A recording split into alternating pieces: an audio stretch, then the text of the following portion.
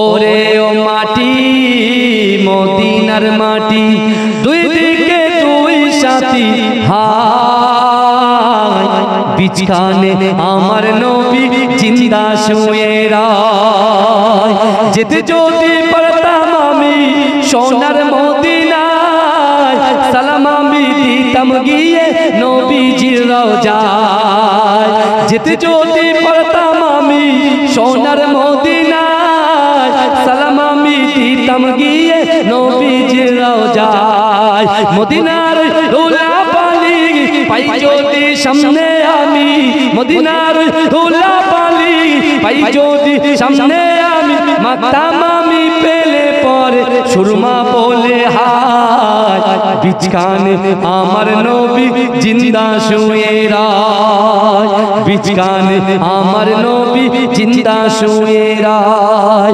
রওজাতে শুয়ে নবী কাঁদে যারে যার পাপে বড়া গোনাই বড়া উম্মত আমার রওজাতে শুয়ে নবী কাঁদে যারে যার পাপে বড়া গোনাই বড়া উম্মত আমার কিয়ামত দিনে নবী করবেন যে রোনা জারি কিয়ামত দিনে নবী করবেন যে রোনা জারি আল্লাহর দরবারে নবী পড়ে সেজদায় বিছখানে আমার নবী জিন্দা শুয়ে রায় বিছখানে আমার নবী জিন্দা শুয়ে রায় আল্লাহুম্মা মাওলানা ওয়ালা আলাইহি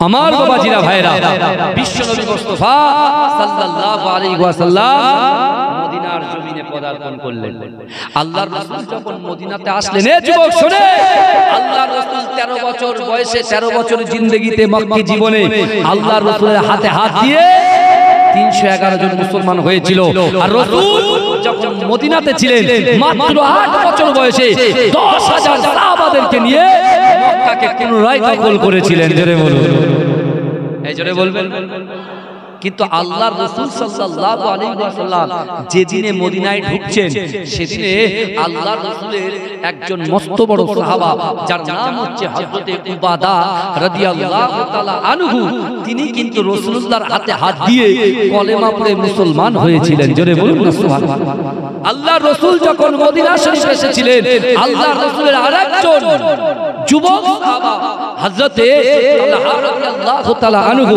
তিনিও রাসূলুল্লাহর হাতে হাত দিয়ে কলেমা পড়ে মুসলমান হয়েছিল জোরে বলুন না সুবহানাল্লাহ আল্লাহর রাসূলের আরেকজন সাহাবা হযরত আবু সাঈদ খুদরি রাদিয়াল্লাহু তাআলা আনহু তিনিও মুসলমান হয়েছিলেন জোরে বলেন রাসূলুল্লাহর একটা সাহাবা আছে যে সাহাবার বয়স কেউ বলে কোন কিতাবে লেখা আছে 350 আবার কোন কিতাবে লেখা আছে 250 তার নাম হচ্ছে হযরতে সালমান ফারসি রাদিয়াল্লাহু তাআলা আনহু জোরে বলুন না সুবহানাল্লাহ ইনিও পরে রাসূলুল্লাহর হাতে হাত দিয়ে কলেমা পড়ে মুসলমান হয়েছিলেন কিন্তু আমার বাবাজিরা ভাইরা আজকে আপনারা যে এত সুন্দর একটা প্রতিষ্ঠান গড়ে তুলেছেন আমার রাসূল সাল্লাল্লাহু আলাইহি ওয়াসাল্লাম মদিনাতে এসে আল্লাহর রাসূল একটা প্রতিষ্ঠান তৈরি করেছিল যেটা হলো মসজিদুন নববী জোরে বলুন না সুবহানাল্লাহ এই জোরে বলবেন না সেই মসজিদে নববীতে আল্লাহর রাসূল সাহাবাদেরকে আস্তে আস্তে দ্বীনের দাওয়াত দিচ্ছেন আর একদিন হঠাৎ রাসূলুল্লাহ সাহাবাদেরকে ডাকলেন সাহাবাদেরকে ডেকে ডেকে বসিয়ে বলছি আমার সাহাবারা আজকে আমি তোমাদেরকে তিনটে পয়েন্ট দেব তিনটে জিনিস দেব সেই তিনটে জিনিস যদি তোমরা আমল করতে পারো আমি রাসূল বলছি তোমাদের অসম্ভব জিনিসগুলোকে আল্লাহ সম্ভব করে দেবে এই জোরে বলবেন না কটা আমল তিনটা আমল আমার মা বোনরা ভালো করে শুনেন তিনটা আমল অসম্ভব জিনিস যদি সম্ভব করতে চান আল্লাহ সম্ভব করে দেবে তিনটা আমল যদি আপনি করতে পারেন আমার রাসূল সাল্লাল্লাহু আলাইহি ওয়াসাল্লাম প্রথমে কোরআনের আয়াত দিলেন বললেন ইয়া সাহাবারা আমার আল্লাহ বলছেন ইয়া আইয়ুহাল্লাযীনা আমানু তাকুল্লাহ হে আমার ঈমানদার বান্দারা ওয়াত্তাকুল্লাহ আমি আল্লাহ আমাকে ভয় করো এক আল্লাহর ভয় দুই, আল্লাহ রাসূল বললেন কুল তুহিব্বুনাল্লাহ ফাত্তাবিউনি ইউহিব্বুকুমুল্লাহ। এ নবী আপনি বলুন যে আমি আল্লাহ আমাকে ভালোবাসতে চাই, আমাকে ভালোবাসার আগে যেন আপনাকে ভালোবাসে। তাহলে দ্বিতীয় নম্বর হচ্ছে রাসূলুল্লাহর মহব্বত। আল্লাহ বলছেন হাবিব আপনাকে ভালোবাসলে আমি আল্লাহ আপনার উম্মতকে কি যাজা দেব, আমি আল্লাহ তাদের কি পুরস্কার করব, পুরস্কৃত করব। আল্লাহর রাসূল সাল্লাল্লাহু আলাইহি সাল্লামকে জিজ্ঞাসা করে আল্লাহ কি দেবে? আল্লাহ বলছে তারা যদি সত্যিকারে তাদের জীবনের থেকে লা ইউমিনু আহাদুকুম হাত্তা আকুনা আহাব্বা ইলাইহি মিন ওয়ালিদিহি ওয়া ওয়ালাদিহি ওয়ান নাসি আজমাইন। অর্থাৎ তাদের সন্তান সন্ততি, বাপ মা, স্ত্রী, পুত্র, কন্যা, বন্ধু বান্ধবী থেকে শুরু করে সবার থেকে এবং নিজের জীবনটার থেকে বেশি যদি আপনাকে ভালোবাসতে পারে, আমি আল্লাহ বলছি তাদের জিন্দেগি জীবনের সমস্ত রকম গুনাহ আমি আল্লাহ ক্ষমা করে দেব। এই জোরে বলবেন না? আমার ভাই জানেরা, হে নবী পাক উম্মতিরা, হে নবী দেওয়ানা বিশ্ব নবী রাসূলুল্লাহ সাল্লাল্লাহু আলাইহি ওয়াসাল্লাম সাহাবাদেরকে বুঝাতে লাগলেন, হে আমার সাহাবারা, আমি রাসূলুল্লাহ তোমাদেরকে জানিয়ে দিলাম ইজা মাতাল ইনসানু ইনকাতা আনহু আমালুহু ইল্লা মিন সালাসাতিন ইল্লা মিন সাদাকাতিন জারিয়াতিন আও ইলমিন ইয়ানতাফাউ বিহি আও ওয়ালাদিন সালিহিন ইয়াদউ লাহু। হে যুবকেরা, আল্লাহ রাসূল বলেছিলেন, হে আমার সাহাবারা, আমি রাসূলুল্লাহ তোমাদেরকে জানিয়ে দিলাম ইজা মাতাল ইনসানু, যখন মানুষ মৃত্যুবরণ করবে, মানুষ যখন ইন্তেকাল করবে, মানুষের আমলটা বন্ধ হয়ে যাবে। কিন্তু না না না, আমি রাসূলুল্লাহ তোমাদেরকে জানিয়ে দিলাম যারা বেঁচে থাকাকালীন যদি যারা তিনটে আমল করবে, আমি রাসূলুল্লাহ বলছি ওই তিনটে আমল করার কারণেতে আমার আল্লাহ পাক আমার ওই উম্মতিদের কবরে অটোমেটিক সওয়াব পৌঁছে দেবে। রাসূলুল্লাহ এই আলোচনা করছেন মক্কা থেকে আবু জেহেল, আবু লাহাব, উতবা, সাইবা, মুগিরা আমার রাসূলকে তাড়িয়েছিল তো? এই কথা বলেন না, এটা বলে তাড়িয়েছিল, কিন্তু মক্কা থেকে মদিনায় আসার হুকুমটা ছিল আমার আল্লাহ। আমার রাসূল কিন্তু আবু জেহেল, আবু লাহাবের ভয়ে আসে, এটা মাথায় রাখবেন। এই শুনছেন তো আপনারা? তাকবীর দেন তো, নারে তাকবীর, আয়াত জোরে নারে তাকবীর। মাসলাকে মুজাদ্দিদ জামান, মুজাদ্দিদ জামানের হক সিলসিলা, বিশ্ব নবী দিবস, বিশ্ব নবী দিবস। আমার রাসূলের চরিত্র, আপনি বলবেন ফুলের থেকেও পবিত্র। আমার রাসূলের চরিত্র, জোরে জোরে আমার রাসূলের চরিত্র, নারে তাকবীর। আমার বাবাজিরা ভালো করে বোঝেন, এদিকে বিশ্বনবী রাসূলুল্লাহ যখন মদিনাতে এসে এত সুন্দর সুন্দর বার্তা দিচ্ছেন, আর মক্কাতে রাসূলুল্লাহকে অনেকেই মহব্বত করতেন, কিন্তু আবু জেহেল, আবু লাহাব এদের ভয়ে তারা প্রকাশ করতে পারেনি। সেই সকল মানুষগুলো রাসূলুল্লাহর বিয়োগে তারা বলছে আজকে মক্কাতে মারামারি, হানাহানি, কাটাকাটি, একের পর এক মানুষ হত্যা, একের পর এক কুরুচিকর মন্তব্য, একের পর এক ব্যভিচার যখন বেড়ে গেছে, মক্কার যুবকগুলো বলতো হায় হায়, আব্দুল্লাহর বেটা মুহাম্মদ যদি মক্কার জমিনে থাকতো, এই মক্কাটা এত অরাজকতা সৃষ্টি হতো না। জোরে বলুন না, মক্কাতে এত সমস্যা হতো না।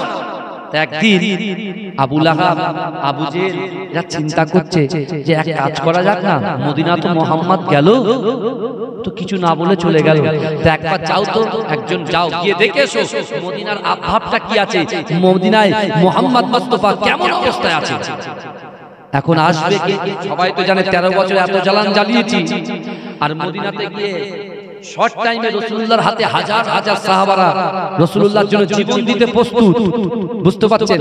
আর একদিকে আমরা গিয়ে ওখানে খবর নিতে যাই, তাহলে আমাদের ধরে তো কেটে পুরো জমিনে গেড়ে দেবে, এই ভয় করছে, কেউ আসতে চাইছে। শেষ পর্যন্ত এই উরওয়া ইবনে মাসউদ বুঝতে পেরেছেন? পরে ঈমান এনেছেন, তখন ছিল কাদের সাথে? আবু জেহেল, আবু লাহাব। তাহলে হেদায়েত দেওয়ার মালিক কে? আল্লাহ। নিয়ে বসেন যারা নামাজ পড়ি না, রোজা রাখি না, যাকাত দিই না, দান খায়রাত করি না, আল্লাহ বসেছি আপনার কাছে তওবা করছি, কেন আপনি বলেছেন ইয়া আইয়ুহাল্লাযীনা আমানু, হে আমার বিশ্বাসী ইমানদার বান্দারা, তুবু ইলাল্লাহি তাওবাতান নাসুহা, বান্দা তোমরা যদি তওবার মতো তওবা করতে পারো, আমি আল্লাহ তোমাদের পিছনের গুনাহকে ক্ষমা করে দিয়ে তোমাদেরকে আমি আল্লাহ হেদায়েতের পথ দেখিয়ে দেব। এই জোরে বলবেন। এই উরওয়া ইবনে মাসউদ চিন্তা করছে আমি যদি যাই যে কোনো মুহূর্তে তো আমাকে কতল করতে পারে, শেষ করতে পারে। তো সবাই বলছে আপনি একটা বিচক্ষণ লোক, অনেকে তো পেটে ঘুষি মারলে ও আ বেরোয়, তুমি তো ফটফট করে বলো, তো যাও। জোর করে উরওয়া ইবনে মাসউদকে পাঠাচ্ছেন। এই শুনছেন তো আপনারা? এই আমার রাসূলুল্লাহর চরিত্র দেখেন। আমরা মানুষের কুরুচিকর মন্তব্য করি, মানুষকে মারতে, মানুষের বিরুদ্ধে বলতে এক সেকেন্ড আমাদের দ্বিধাবোধ করি না। মুখে যেটা আসে, মুখের পয়সা, মুখের কথা বলতে তো খরচা হয় না, সব কিছু বলে দিই, কিন্তু ভাইজান বেরিয়ে যায়, এটাকে কিন্তু আর ব্যাক করা যায় না। এই জন্য অনেকে বলে ভাই ছড়ির মার যেখানে লাগে, ছড়ির মার যেখানে না লাগে, একটা কথা কিন্তু সে জায়গায় লাগে না। কথা ঠিক না? ছড়িটা আপনি মারবেন জোর করে, দুদিন পরে দাগ সরে যাবে, কিন্তু আপনি দিলে যখন আঘাত করবেন ওটা কিন্তু মৃত্যুর আগ পর্যন্ত ওটা মনে থাকবে। কথা ঠিক না ভুল? তামাম দিনের ভিতরে উম্মতের আসর পড়েছে, উম্মতের মুহাব্বত ছিল। আল্লাহর রাসূল মুখে উম্মতকে ভালোবাসতেন না, আল্লাহ দিলের ভিতরে উম্মতকে ভালোবাসতেন।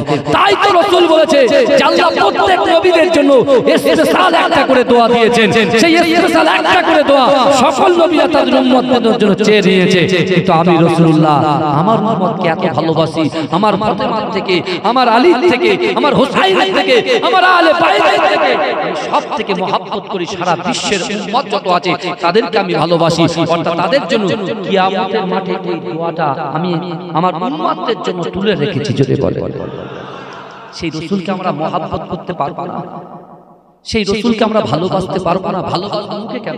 আমরা একটু মসজিদে এসে নামাজ আদায় করতে পারবো না, আমরা একটু কোরআন তেলাওয়াত করতে পারবো না, আমরা কি মদ ছাড়তে পারবো না, আমরা কি জুয়া ছাড়তে পারবো না, আমরা কি জেনা ছাড়তে পারবো না, আমরা কি পরকিয়া ছাড়তে পারবো না, আমরা কি গালাত পিকচার, গালাত ভিডিও দেখা ছাড়তে পারবো না? ভাই দারুন নাদওয়াতে রাসূলুল্লাহর হাতে হাত দিয়ে মুসলমান হওয়ার জন্য 3টে বছর বয়কট করেছেন, ছিঁড়ে খেয়েছেন। আল্লাহ আমার রাসূলুল্লাহ আমাদের বাড়িতে বাড়িতে রুজি দিচ্ছেন, তারপরেও দৈনন্দিন এই মোবাইলে গালাত ভিডিও দেখা, পিকচার দেখা, এমন করে বাজে জায়গায় যাওয়া, আপনার লটারি কাটা হারাম, লটারিতে ডুবে থাকা। এই যুবকেরা দয়া করে বলছে, আপনার পীরেরাও লাভ বলছি, আমার রাসূল কিন্তু আল্লাহ যেমন দেখছেন আমার রাসূলও কিন্তু দেখছেন, এটা মাথায় রাখবেন। কারণ আল্লাহ রাসূলকে দেখান, রাসূল দেখেন। জোরে বলা যাবে। আমার ভাইরা কে আসছেন মক্কা থেকে মদিনায়? উরওয়া ইবনে মাসউদ। আল্লাহর রাসূলকে মদিনাওয়ালারা এত সাপোর্ট করেছিলেন, এত ভালোবেসেছিলেন, তার নিরাপত্তা এত দিয়েছিলেন যে কোনো পিন যদি একটা পড়ে সেটাও রাসূলুল্লাহর কানে খবর চলে যেত। জোরে বলবেন না?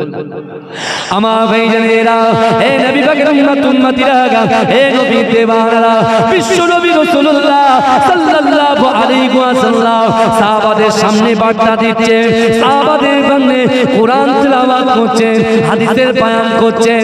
হে যুবকেরা, আমার দয়াল নবী রাসূলুল্লাহ সাল্লাল্লাহু আলাইহি ওয়াসাল্লাম এরকম আলোচনা করতে করতে আমার দয়াল নবী হঠাৎ করে চুপ হয়ে যেতেন।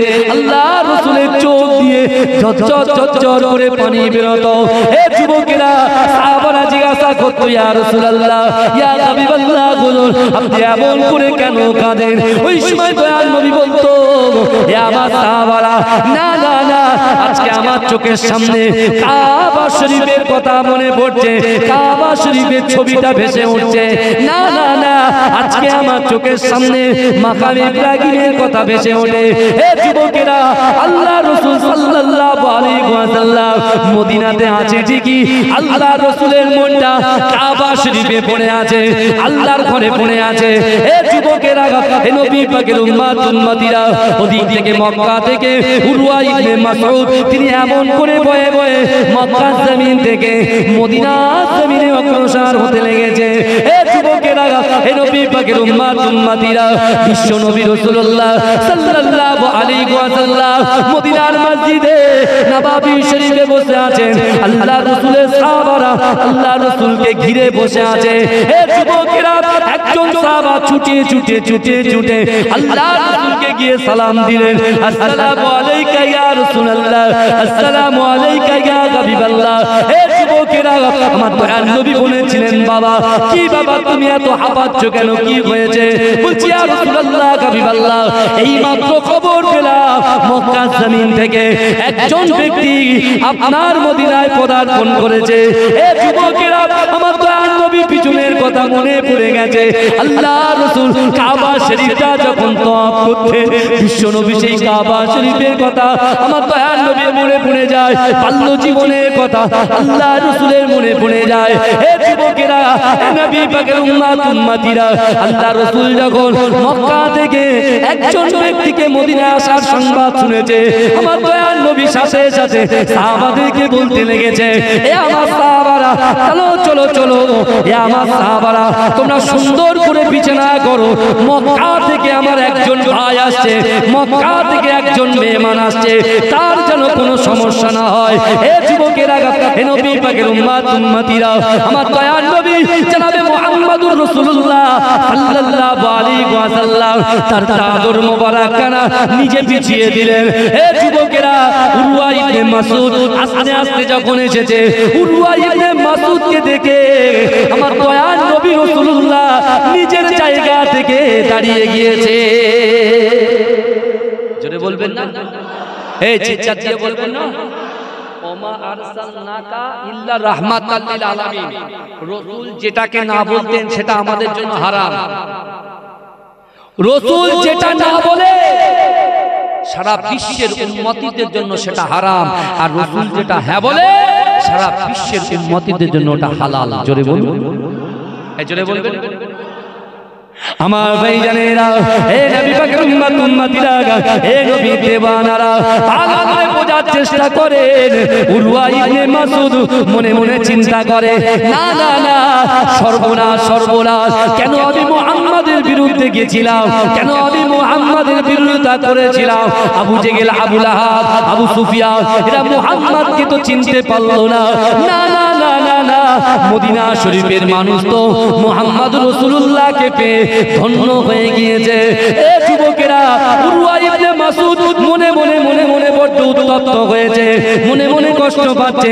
তিনি দেখে চিন্তা করছে, হায় হায়, যেখানে আমাকে লাঞ্ছিত করার কথা, যেখানে আমাকে অপমানিত করার কথা, যেখানে আমাকে কুরুচিকর মন্তব্য করার কথা, কিন্তু না না না, মুহাম্মদুর রাসূলুল্লাহ উরওয়া ইবনে মাসউদকে বুকে জড়িয়ে ধরে তিনি জিজ্ঞাসা করছেন, আবু জেহেল কেমন আছে, আবু লাহাব কেমন আছে, উতবা কেমন আছে, সাইবা কেমন আছে, সিবা কেমন আছে, আবু সুফিয়ান কেমন আছে।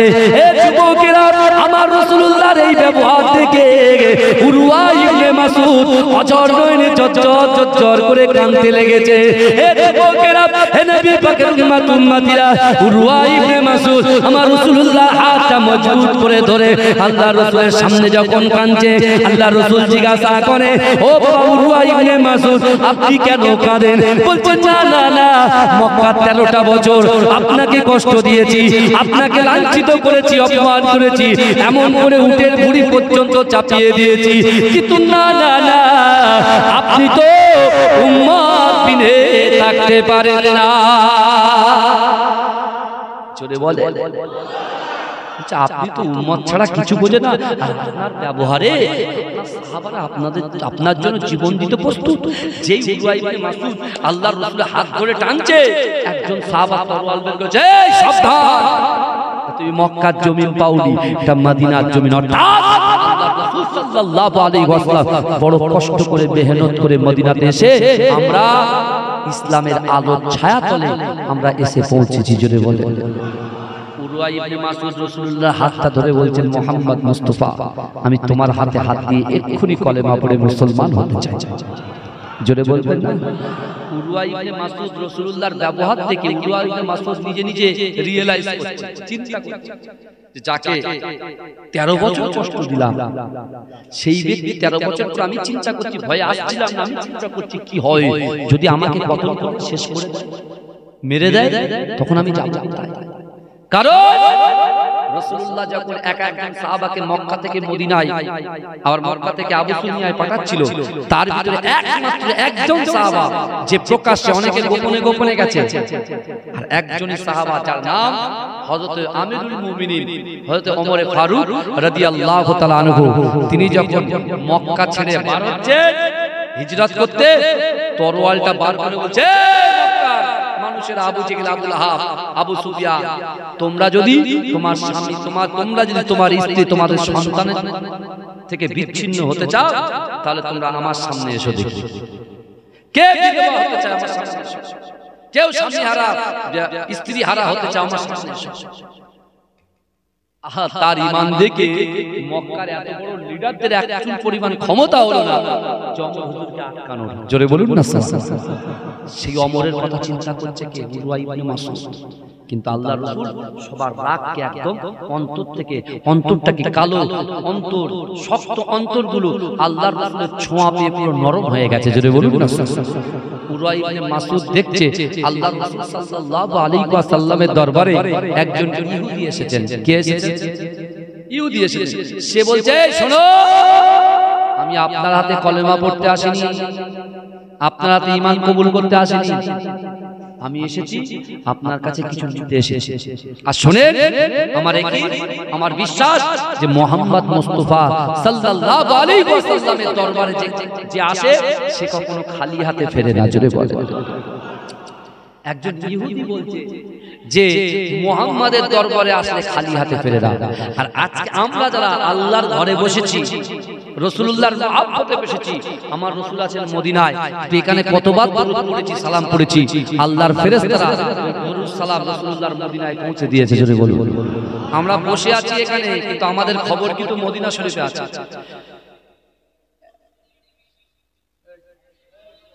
এ কি করছে বেটা? কার রস চলছে? মাজরাটি পিছে চলছে। মাশাআল্লাহ, আল্লাহ কবুল করেন। দরুদ শরীফ পড়ুন। আল্লাহুম্মা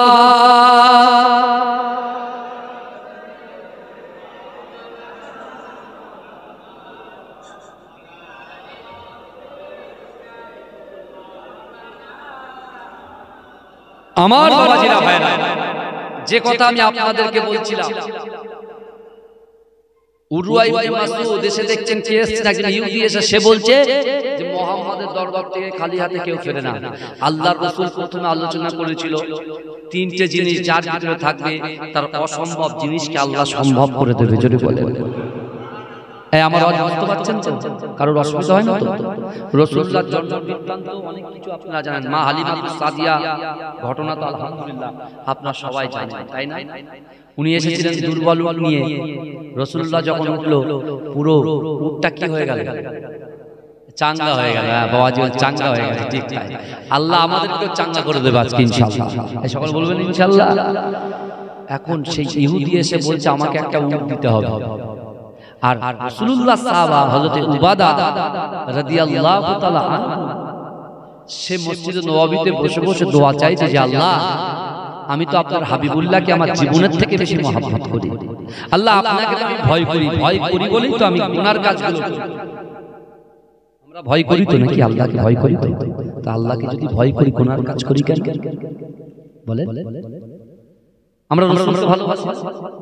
এই শুনুন না, কিছুদিন আগে রাসূলুল্লাহর নামে কুরুচিকর মন্তব্য করা হয়েছিল। রাসূলুল্লাহ সূরাত নিয়ে একদম একটা কার্টুন তৈরি করেছিল।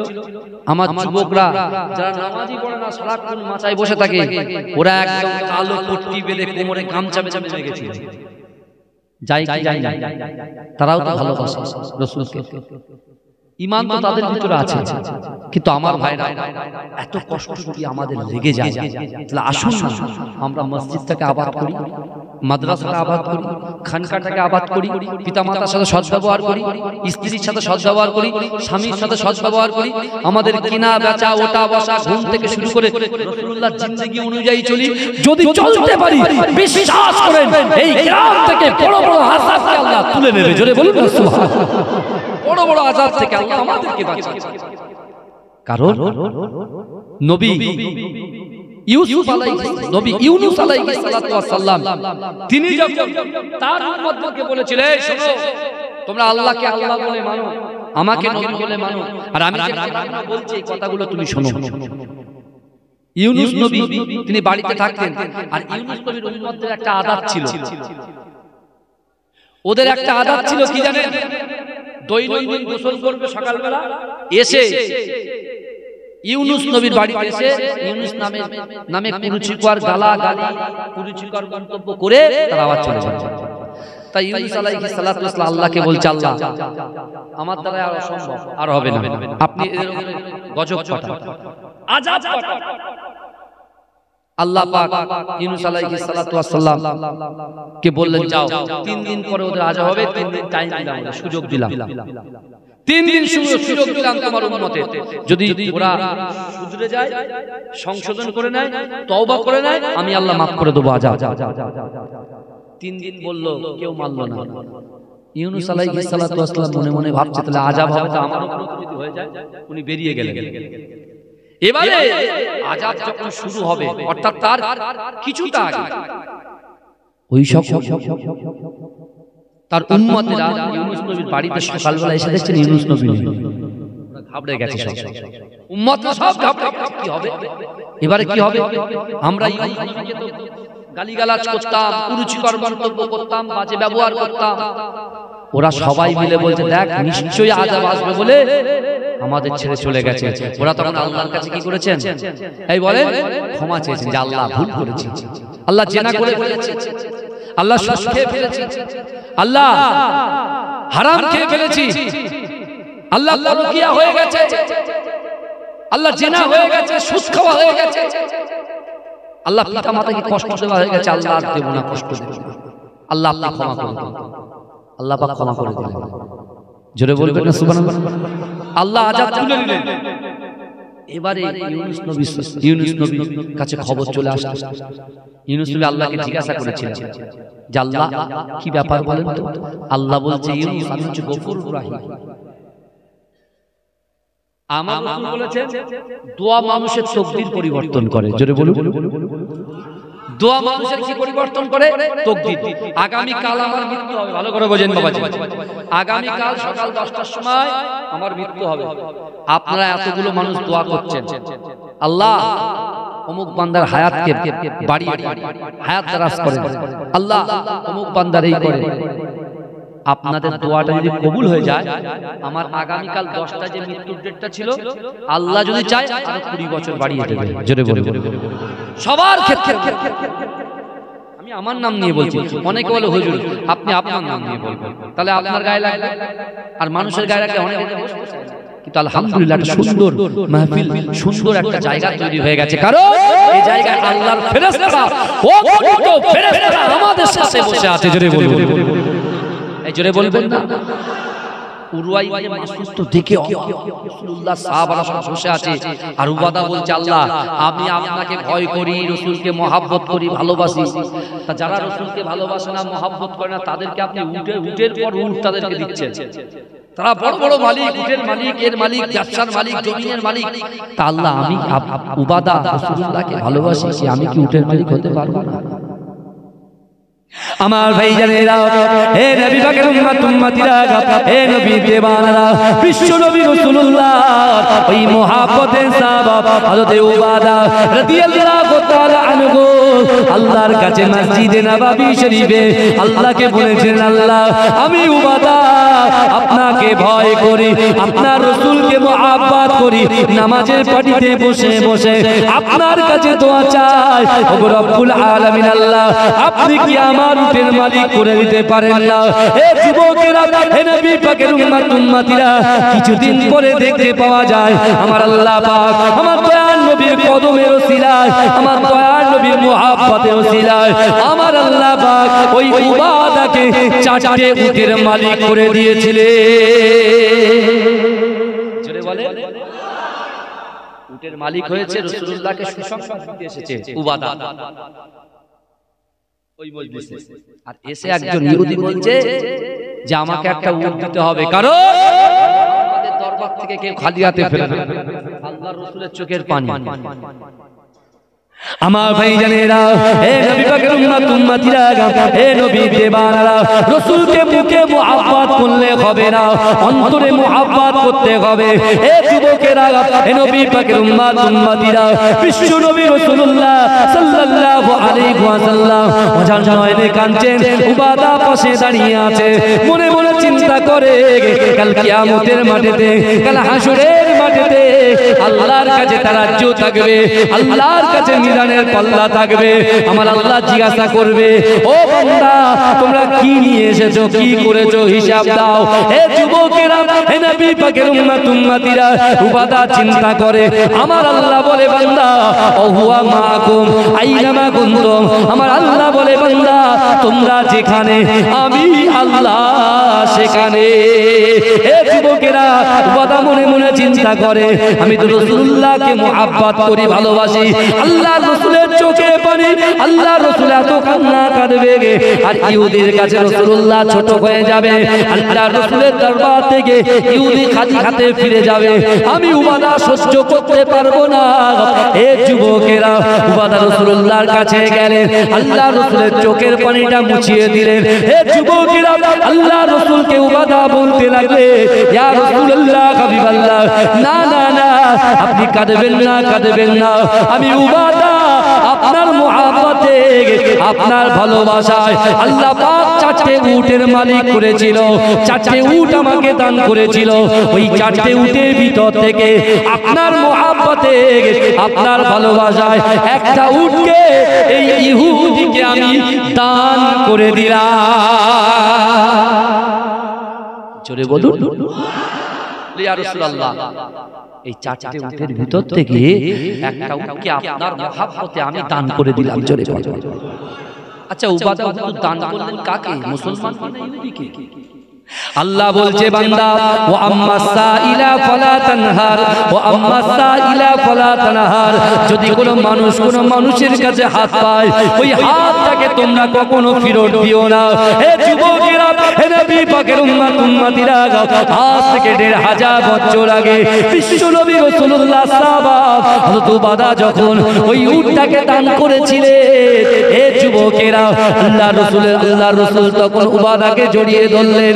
আল্লাহ রাসূল উবাদাকে জড়িয়ে ধরে বললেন, ও বাবা উবাদা, না না না, আমি রাসূলুল্লাহ চামড়া চোখে দেখতে পাচ্ছি, বাবা তুমি এক হাত দিয়ে তোমার উটখানা নিয়ে যে লোকের কাছে তুমি দান করে দিলে, আল্লাহ আমাকে চামড়া চোখে দেখাচ্ছে, আমি আল্লাহ পাক, আমি রাসূলুল্লাহর ওসিলায় 8টা জান্নাতকে সৃষ্টি করেছে, ওই 8টা জান্নাতের ভিতরে সবচাইতে বড় জান্নাত জান্নাতুল ফেরদাউসটা তোমার জন্য আল্লাহ খুলে দিয়েছে। জোরে বলে, একটা মাত্র হঠাৎ করে দিয়েছে, হঠাৎ জান্নাত পেয়ে গেছে, অর্থাৎ আল্লাহ তকদির পরিবর্তন করে দিয়েছে। জোরে বলুন, এই জোরে বলা যাবে না ভাই? আজকে সত্যি কথা বলছি, এত সুন্দর পরিবেশ দেখে আমার এতটাই ভালো লাগছে, এতটাই ভালো লাগছে যে আমি এত জায়গায় তো জলসায় যাই, প্যান্ডেলও এত বড় হয়, মসজিদ এত বড়। আমার যোগ্য ইমাম সাহেব ভাই, মহব্বতের ভাই বলছে এখনো কিছু না আসছে, তখন আরো বাড়াবে, বুঝতে বাড়ানো আছে। কি অবস্থা, ফুটবল খেলার মাঠ হয়ে গেছে, বুঝতে পারছেন? মাশাআল্লাহ, এরা হওয়া উচিত। এই এরকম তো হওয়া উচিত নাকি? আল্লাহ কবুল করেছেন কে জোরে বলুন না সুবহানাল্লাহ। এই যাদের দান এই ইটেতে দেওয়া আছে, কেউ যদি 8 আনা 20 নিয়া 4 আনা আগেকার পয়সা 1 টাকা 2 টাকা 5 টাকা 10 টাকা 20 টাকা যদি খোদার কসম দিয়ে থাকে, আমি একটু জাজবাতে কসম খাই বলে বাংলাদেশের একজন বক্তা আমাকে ফোন করে বলেছিলেন, হুজুর একটা কথা বলবো। ভাই বলে, বাংলাদেশ থেকে ফোন করেছে, বলে ভাইজান একটা কথা হলো, কিছু মনে করবেন না? তাহলে বলে, বলে ভাইজান আপনার খুব ভালো লাগে। আচ্ছা আলহামদুলিল্লাহ, আপনাকে আমার ভালো লাগে। বলে ভাইজান আপনি কসমটা খাবেন না।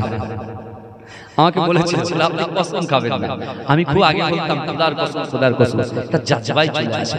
আমি বলছি বিশ্বাস করে, এই গ্রামের কারো 10 টাকা যদি এই মসজিদে থাকে আর সে যদি কবরে যায়, কিয়ামত এই মসজিদটা যতদিন থাকবে তার উপরে অটোমেটিক সওয়াব যাবে।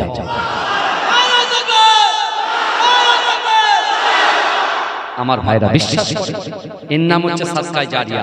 পুরুহাই মাসুম সব দেখছে, ওর সামনেই ঘটছে, আরো অনেক অনেক অনেক অনেক অনেক অনেক। কিন্তু আমার বাবাজিরা, আল্লাহর কোরআন বলছে ইন্নাল্লাহা লা ইগাইয়িরু মা বিকাউমিন হাত্তা ইগাইয়িরু মা বিআনফুসিহিম। আল্লাহ বলছে বান্দা, যে কওম নিজে পরিবর্তন হওয়ার চেষ্টা করে না, আমি আল্লাহ ওই জাতি ওই কওমকে কখনো জন্য পরিবর্তন ঘটাই না। এখানে অনেকে বেনামাজি বসে আছে আমি জানি, কিন্তু সেই সকল ভাইদেরকে বলছি, এখানে অনেকে মানুষ বসে আছি যারা যাদের উপর যারা জেনাও করে এসেছি, আমি তাদেরকেও বলছি বিশ্বাস করে সাবধান হন। আপনি জেনা করেছেন ঠিক আছে, আপনি সুদ খেয়েছেন ঠিক আছে, আপনি হারাম খেয়েছেন ঠিক আছে, আপনি দৈনন্দিন ঘুমানোর আগে গালাত পিকচার ভিডিও না দেখলে আপনার ঘুম হয় না, আজ পর্যন্ত ঠিক আছে।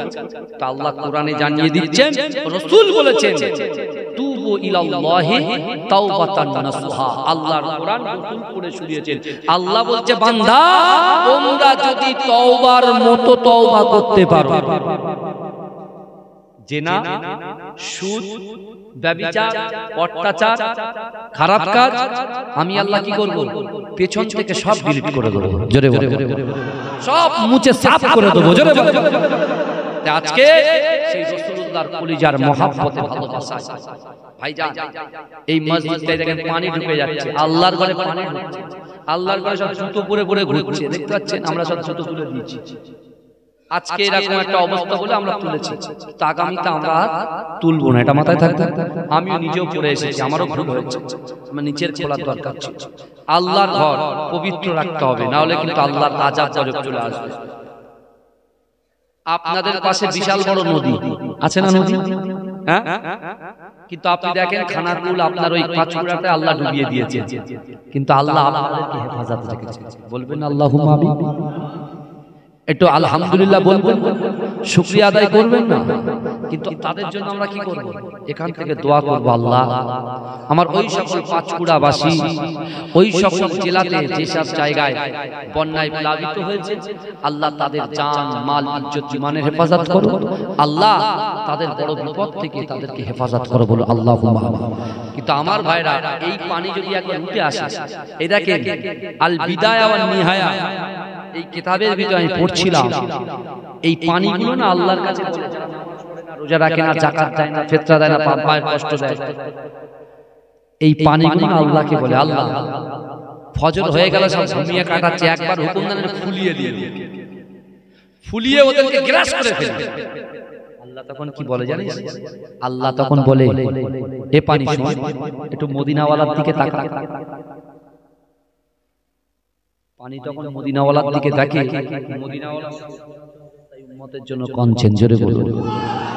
আল্লাহ বলছে হুকুম কি করে দেব? আমার হাবিব তো ওখানে বসে বসে শুয়ে শুয়ে, আমার হাবিব তো ওখানে সিজদারত অবস্থায় কাঁদছে, আমি কি করে দেব?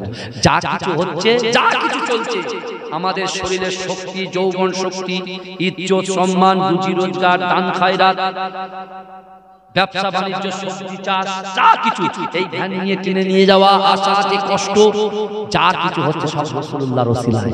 আর সেই রাসূল তার মাদ্রাসা এবং আল্লাহর ঘরকে ভালোবেসেছিলেন। তাই আমি আপনার আওলাদ হিসাবে একটু বলবো, আমার এখানে যে সকল ভাই আছে আমি বলবো না, আপনাদের বিশ্বাস করেন আমি বলবো না, আপনারা দিয়েছেন বলে এত কিছু হয়েছে, নাহলে হতো অসম্ভব হতো না। আজকে বিশ্ব নবী দিবস, আর রাসূল কিন্তু এরকম জলসায় হাজির হতে পারেন। জোরে বলেন, যার নসিব ভালো হবে সে দেখবে, যার নসিব ভালো হবে সে দেখবে, যার তকদির ভালো হবে সে দেখবে। দয়া করে বলছি বাবাজি, 500 করে টাকা 200, 300, 500 করে একটুখানি বলেন, আমি তাদের বাপের নাম ধরে ধরে দেওয়া চাই। এটা আমার কুতুব ভাই প্রথমে 500 টাকা দিয়েছে, আল্লাহ তাআলা দানকে কবুল করুন বলুন আমিন। ভাই একটা হাত তুলে তুলে বলবেন, পকেটে যা থাকবে একটু ক্যাশে আসে একটুখানি, আমি আপনাদের ব্যবসা বাণিজ্যের জন্য দোয়া করব। আমার কাইম ভাই 500 টাকা, জোরে বলুন না জিন্দাবাদ। আমার কাইম ভাই 500 টাকা দিয়েছে, আমার ওই ভাই 500 টাকা দিয়েছে। একটু তাকবীর দেন তো, নারে তাকবীর, নারে তাকবীর, নারে তাকবীর। আরশ পারশে নবী নবী